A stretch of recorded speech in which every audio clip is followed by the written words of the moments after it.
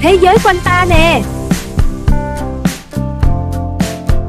Khi ta 25 tuổi, cứ sai nhưng đừng sai mù.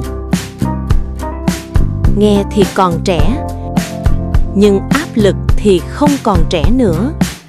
Xung quanh, người có công việc ổn định, người bắt đầu kiếm được tiền, người nhìn như đã ổn, còn bạn vẫn loay hoay, không chắc mình đang đi đúng hay sai. Và chính lúc đó, bạn bắt đầu sợ chọn sai, sợ đi nhầm, sợ mất thời gian, nên bạn đứng im, không dám thử, không dám làm. Nhìn người khác đi, rồi tự nghi ngờ chính mình. Nhưng có một sự thật, 25 tuổi không phải lúc để chắc chắn, mà là lúc để thử. Bạn không thể biết mình hợp gì nếu chưa từng làm, không thể biết mình giỏi gì nếu chưa từng sai, không thể trưởng thành nếu chưa từng vấp. Nên sai không phải vấn đề là bạn có dám sai không, và bạn học được gì từ cái sai đó.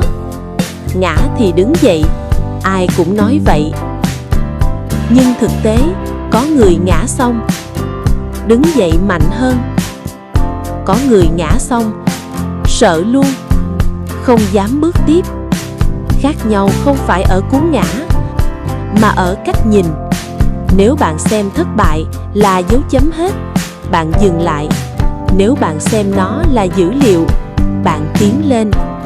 25 tuổi, bạn có một lợi thế rất lớn.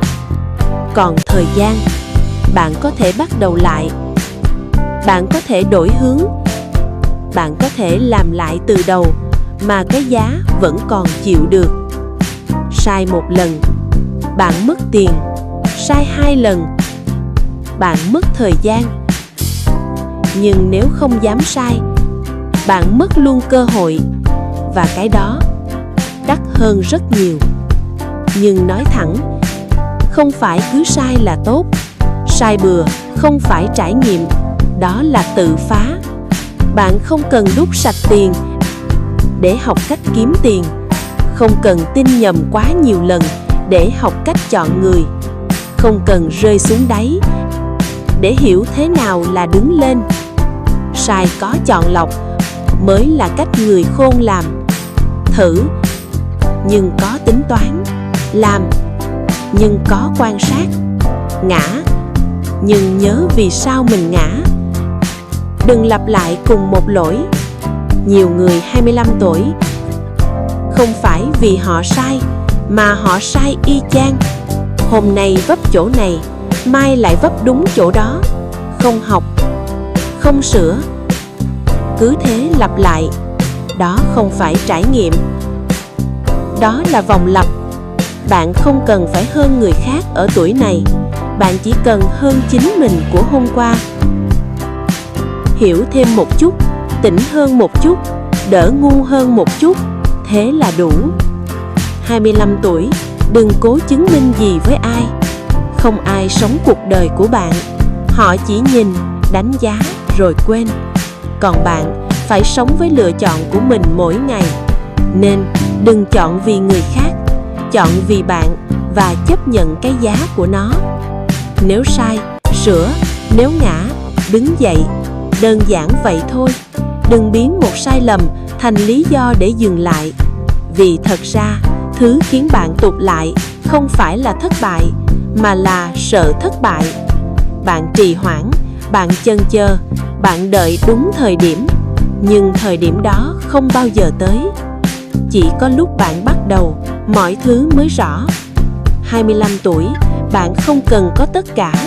Bạn chỉ cần bắt đầu một việc gì đó, làm thật, sống thật, thử thật, và chấp nhận sai thật.